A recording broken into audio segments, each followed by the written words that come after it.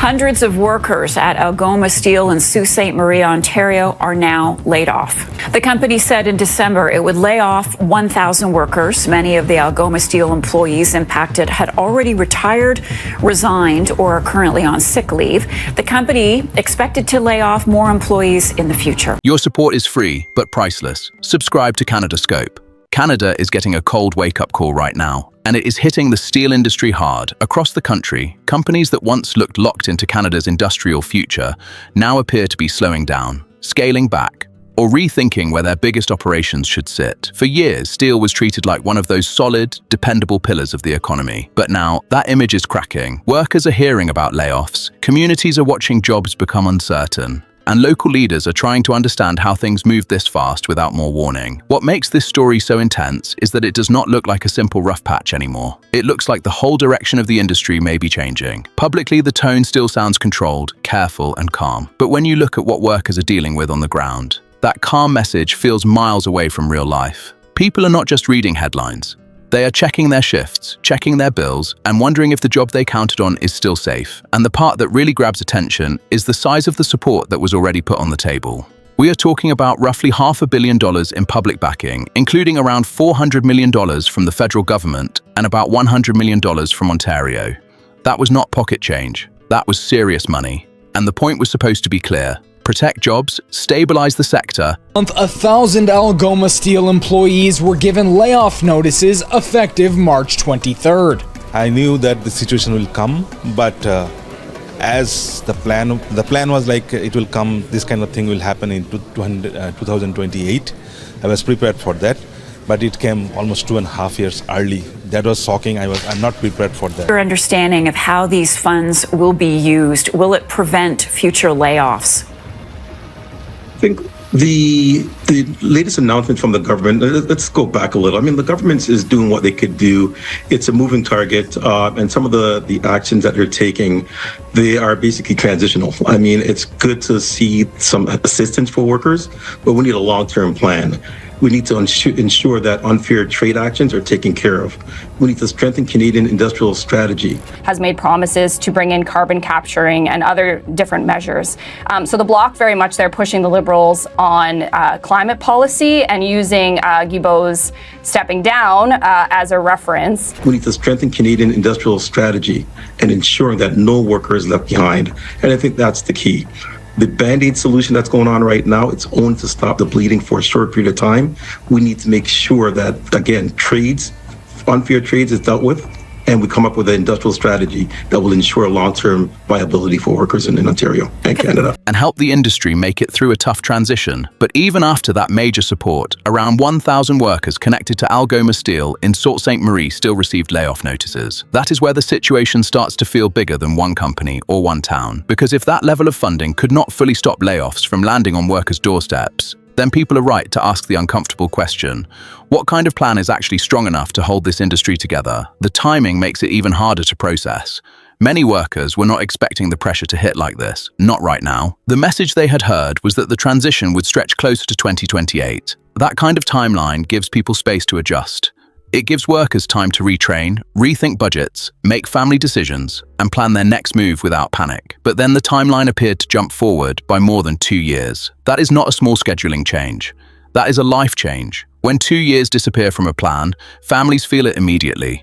Mortgages, rent, car payments, kids' school plans, savings, retirement hopes, all of it gets shaken up. For a company, it may look like a business adjustment. For workers, it can feel like the ground moved under their feet overnight.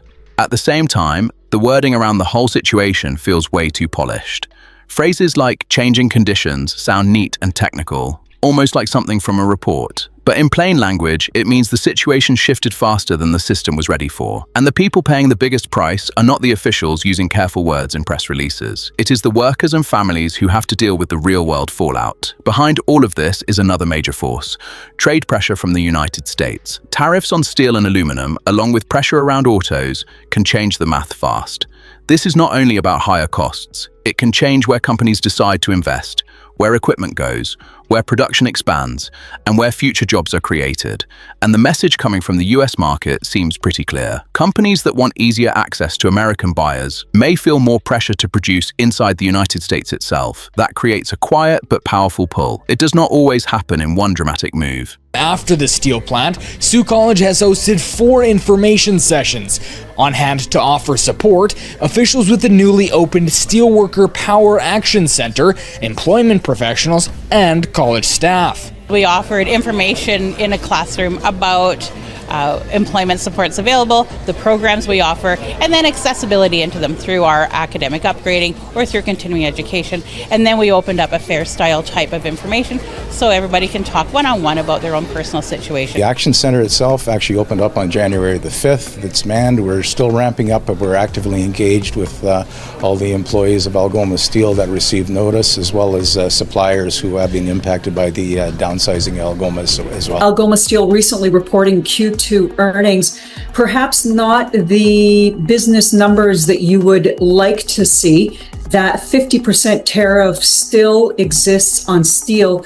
It happens step by step, first through investment plans, then equipment choices, then production changes.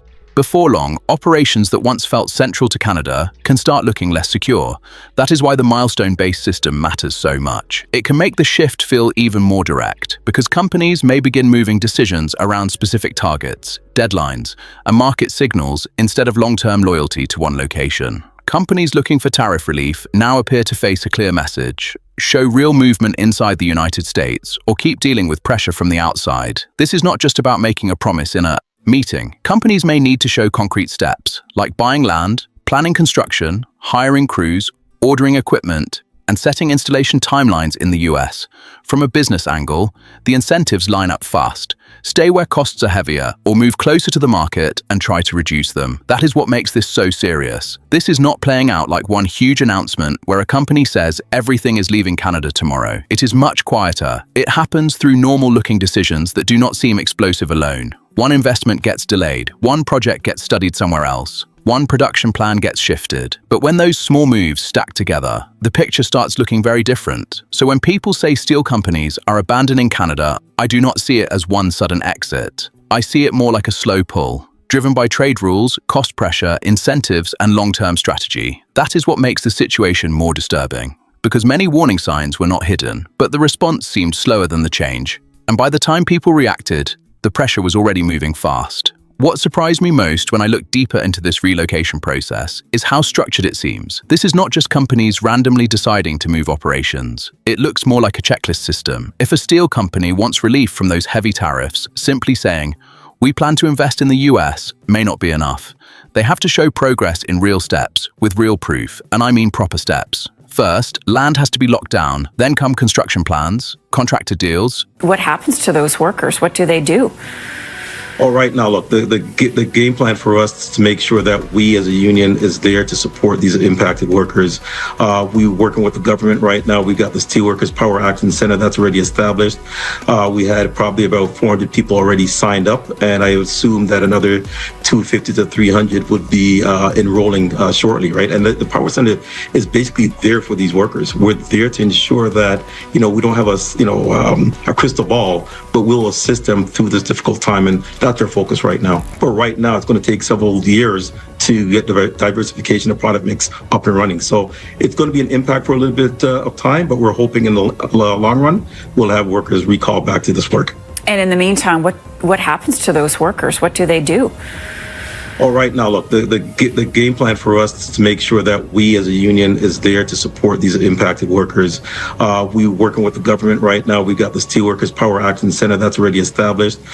We had probably about 400 people already signed up, and I assume that another 250 to 300 would be enrolling shortly. Will ensure long-term viability for workers in Ontario and Canada. Kevon, is there any chance that these laid-off workers could be rehired later this year or down the road? Our hope is that they will. I mean, we'll continue to work with the company. We'll continue to work with the government. One of the main products that we're trying to do is diversification of the product mix at Algoma. And once we get there, then, obviously it's going to take additional workers to come back and do that work. Equipment orders, installation schedules, and hiring targets. It is almost like the new factory has to be built on paper before the real machines even touch the floor. Every milestone matters, and every delay can affect whether relief arrives or not. This is where the whole thing starts to feel less like ordinary trade policy and more like industrial gravity. Slowly, decision-making power shifts, not through one dramatic speech, but through 100 boardroom choices that all lean in the same direction. Over time, Canada may stop setting the pace and start chasing the outcome. And once investment energy moves somewhere else, bringing it back is never simple. Now, when you connect that to what happened at Algoma Steel, the story gets even heavier. Around 1,000 workers in Sault Ste. Marie received layoff notices, and the timing made it feel even more painful. These workers were not preparing for that kind of shock right now. They had been working under the idea that the transition would stretch toward 2028, and people were building real-life plans around it. Instead, the adjustment came years early, almost like the calendar got ripped apart overnight. 2 years may not sound like much in a policy document, but for a worker, it can mean everything. It can mean the difference between having time to retrain and being forced to scramble. It can affect rent, family bills, school plans, and retirement hopes. Inside the plant, the situation did not sound clean or simple either. There were seniority questions, agreements being checked again and again, and confusion over who would stay and who would be forced out. It was not just a neat restructuring with tidy lines on a chart. It sounded messy, rushed, and emotionally heavy for workers trying to understand what had just happened. Union voices described the situation as devastating, and it is easy to understand why that word keeps showing up. These are not just numbers on a spreadsheet. These are families, paychecks, routines, and communities tied to one industrial heartbeat. When that heartbeat starts shaking, everybody feels it. Workers feel it every time they realize the plan may have changed without them. Then comes the part that really makes people stop and think: the money. Roughly $500 million in support was connected to this situation, with about $400 million from Ottawa and about $100 million from Ontario. We're all humans making all these decisions on who should stay and who shouldn't based on seniority, and people are phoning in. We're having to go back and double check our work to make sure that it is based on the collective agreement. Sad as the layoffs begin at Algoma Steel. What are you hearing from the workers who are now impacted? Yeah, good morning. Thank you for having me. It's devastating news. I mean, we knew it was coming, but to know that it's coming, to actually see the day when it actually comes, it's devastating. We're talking about human beings. We're talking about workers. We're talking about families. You're saying it's necessary to protect the company's future in light of these extraordinary conditions. Algoma recently got $400 million from the federal government, along with $100 million from the provincial Ontario government in loans to protect jobs in the face of these tariffs. So you heard the Conservatives pushing the Liberals on that there. On paper, that sounds like a huge safety net. But the uncomfortable question does not go away. If that money was meant to protect jobs, why are so many workers still facing layoffs? That is where the criticism gets sharper. The support starts to look less like full protection and more like temporary cushioning, something that may soften the impact but not stop the fall. Workers were not asking for fancy language or political spin. They wanted stability, time, and a plan that actually matched the speed of what was happening around them. At the same time, another major force is running in the background: the green transition. Steel production is already moving toward electric furnace systems to reduce emissions, and in theory, that should be a planned and gradual upgrade. But once trade pressure, tariffs, relocation incentives, and market uncertainty get added on top, the gradual timeline can collapse fast. Suddenly, what was supposed to take years gets squeezed into just months of adjustment, and that is where the pressure becomes real. A slow transition gives workers time to breathe, plan, and make smart decisions. But when everything speeds up without warning, people are not adapting from a place of strength. They are reacting while the ground is already moving under them. What often gets missed in all of this is that layoffs do not stay trapped inside one company.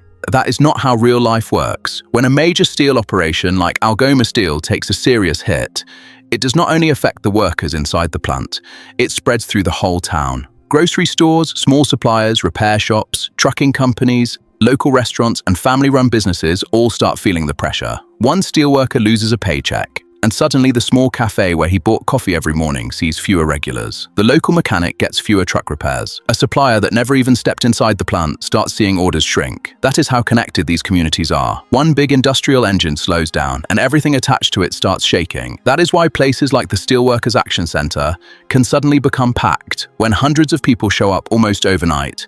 That is not a normal adjustment. Heard Pierre Poilievre in his first English comments there in question period, questioning the Liberals on these layoffs layoffs at Algoma Steel, 1,000 layoffs. Laid-off steelworkers should visit the action center as soon as possible and not wait until their employment insurance nears its end before acting. He advises them to bring their resume and any training documents they have to help with their job search. Algoma Steel, based in Sault Ste. Marie, Ontario, has laid off 1,000 workers today, in part due to the punitive tariffs that Donald Trump has imposed on Canadian steel. We're talking about communities that's now going to be impacted. So there's a lot of devastation that's happening right now in the Sioux.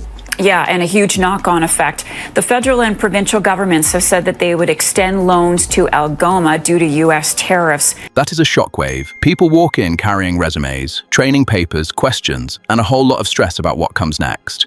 Retraining sounds simple when someone says it in a press conference, but in real life, it can feel like trying to rebuild the road while already driving full speed on it. And emotionally, this is where the story really hits. These are not just positions being removed from a company chart. These are families trying to figure out rent, mortgages, groceries, school costs, car payments, and everyday bills. That part does not always show up in clean reports or official updates, but it is the part people actually live with every single day. Now zoom out, and the bigger picture becomes even more uncomfortable. It feels like Canada is often reacting after the pressure arrives, instead of clearly steering its industrial future before the damage spreads. A crisis hits, then comes a loan, then a statement, then a support package, and then everyone waits until the next shock shows up. That is not a strong position. That is playing defense over and over again. And when you compare that with the US strategy, the difference is hard to ignore. The United States appears to be playing a longer game, using tariffs, incentives, and strict conditions to pull more manufacturing inward. Companies usually do not follow speeches. They follow costs, access, and incentives. That is street-smart business reality, and that is where the concern gets bigger than steel. If decisions keep happening in reaction mode, instead of through a clear long-term industrial strategy, then steel may not be the only sector that faces this kind of pressure. It can become a pattern. Pressure builds, companies adjust, investments shift, and jobs move with them. Once that pattern starts repeating across industries, it is no longer just one local story. It becomes a warning sign about where the whole economy could be heading. And the scary part is, it may happen slowly enough that people debate it for years, but fast enough that workers feel the damage right now.